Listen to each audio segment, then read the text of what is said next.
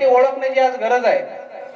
तुम्हाला माहिती असेल की ज्यांनी गोरगरिबासाठी या ठिकाणी संस्था उभी केलेली आहे. प्रत्येक घरातील प्रत्येक मुलगा शिकला पाहिजे, आमचा ग्रामीण भाग सुद्धा या विकास झाला पाहिजे, प्रत्येकाला शिक्षणाच्या प्रवाहामध्ये प्रत्येक मूल आलं पाहिजे. यासाठी 2001 मध्ये ज्यांनी ही संस्था उभा केली असे आपले नामदेवरावजी भोयर.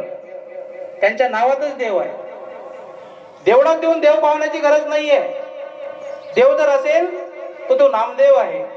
आणि साक्षात 2001 ते 2025 गेल्या 24 वर्षाचा जर कालखंड पाहिला, एक छोटस रोपट होतं, गावामध्ये होतं, आणि गावामधलं रोपट आज या वटवृक्षामध्ये या ठिकाणी ज्या ठिकाणी आपण एकत्रित आपल्या समोर एक दिव्य भव्य अशी इमारत दिसते ना, ही फक्त नामदेवरावजी भोयर यांच्यामुळेच आहे. त्यांच्यासाठी इकडे जोरदार टाळ्या वाजवा.